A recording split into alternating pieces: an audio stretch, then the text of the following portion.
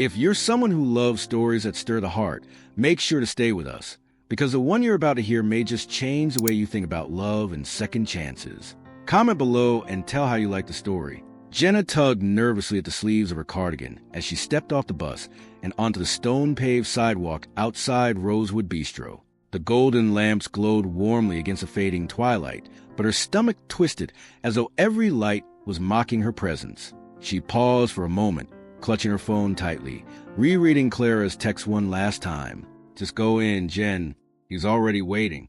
I promise it won't be as bad as it sounds." Jenna Harper, 26, had once believed in a fairy tale kind of love, the sort you find in novels and movies.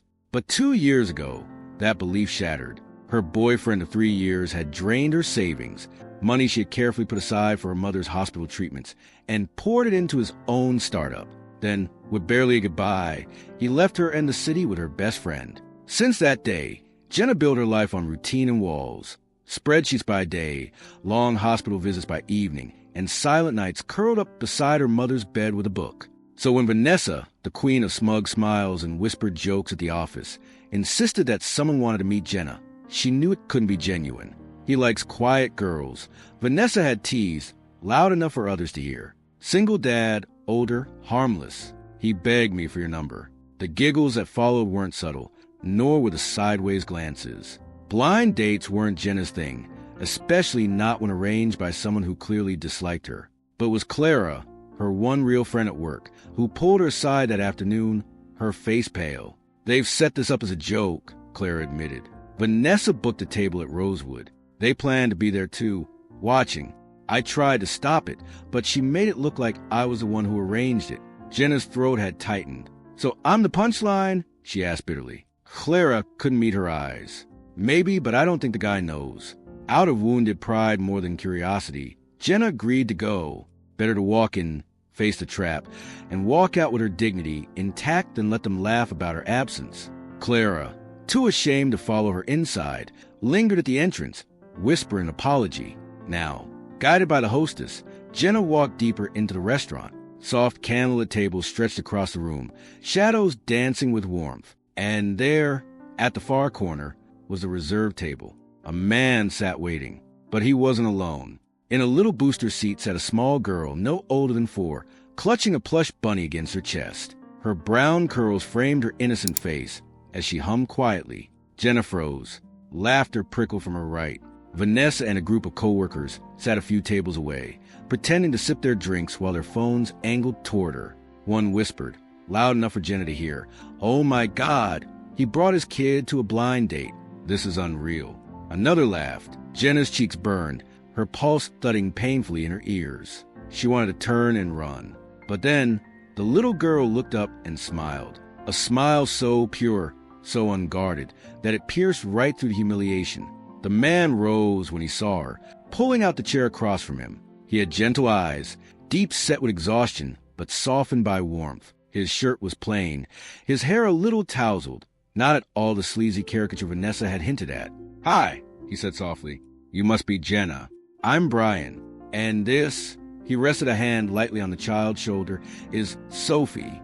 And though the mocking whispers behind her buzzed like static, Jenna found herself sliding into the chair. With that single act, the laughter faltered. But what began as a cruel setup was about to take a turn neither Jenna nor her tormentors expected. Jenna's fingers curled nervously around the edge of the menu. She barely read the words printed on the page. Her focus drifted instead to the laughter from the nearby table. Vanessa and her friends weren't subtle. Their eyes flicked toward her, their smirks daring her to falter.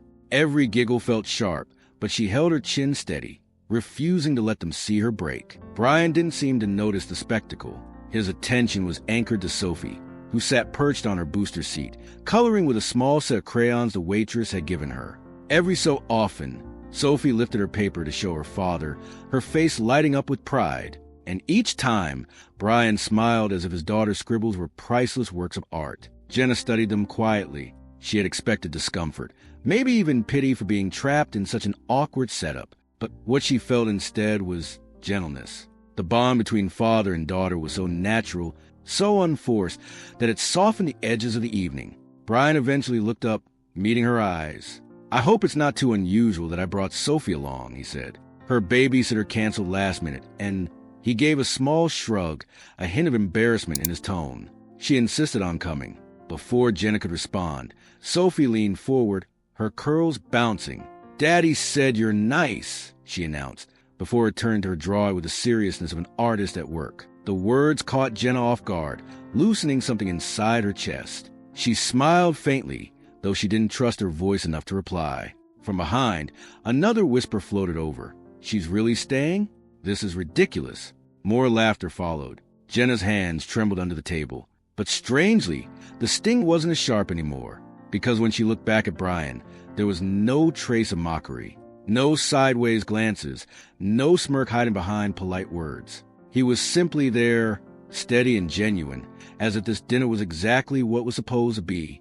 Their meals arrived, plates gently placed before them. Sophie pushed hers aside for a moment, sliding her drawing across the table instead.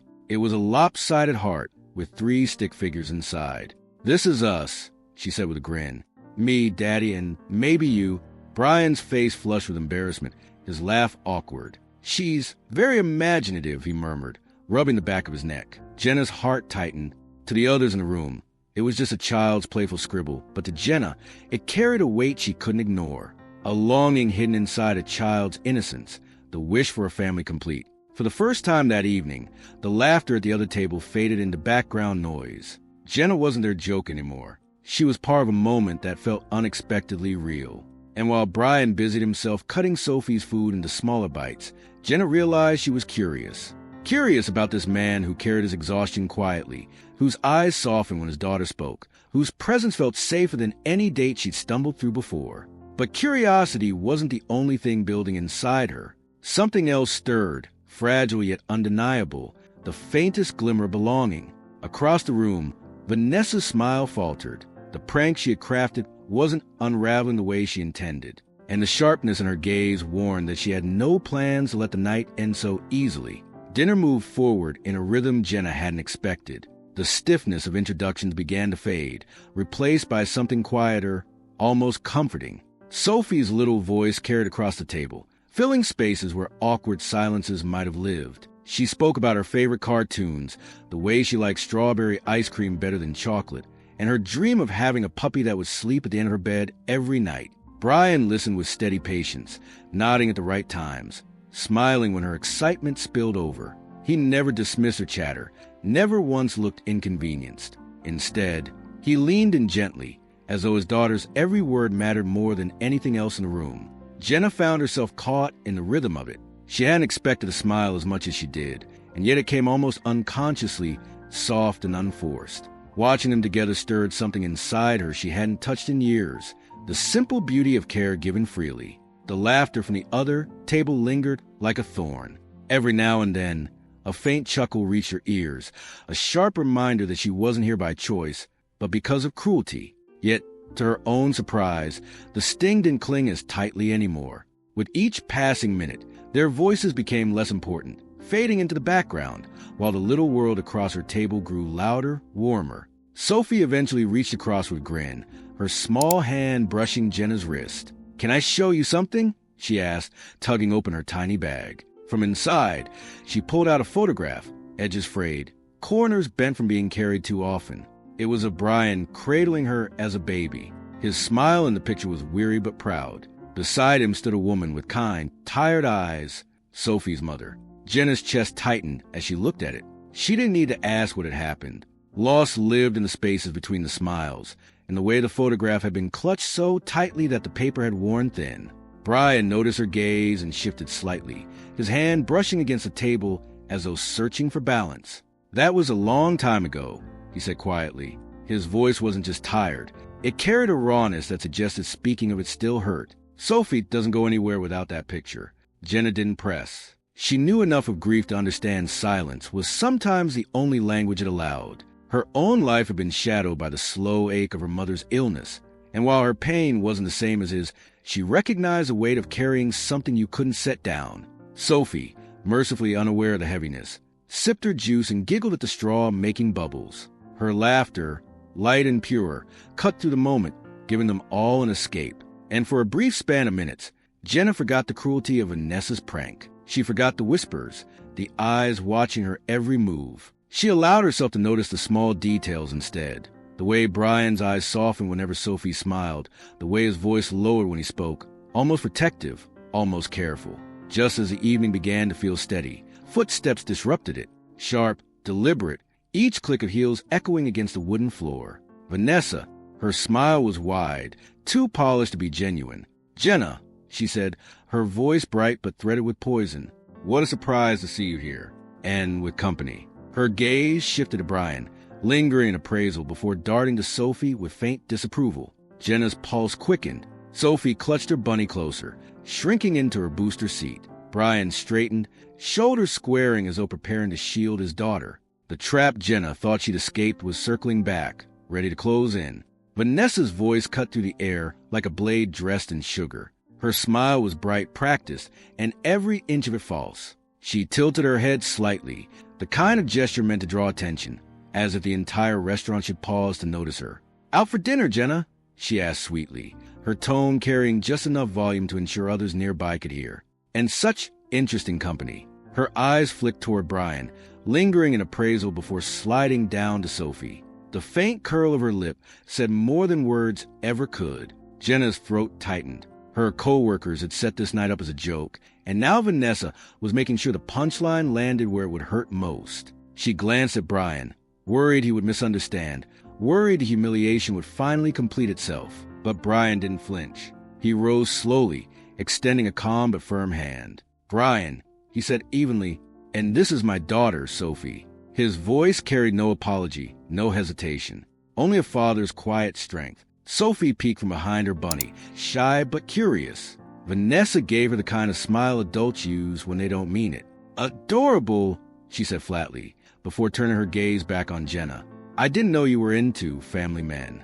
The words were deliberate, designed to sting, to draw laughter from the table she left behind. Jenna's cheeks warmed, and shame coiled in her stomach. But before she could respond, Sophie spoke in her innocent, unfiltered way.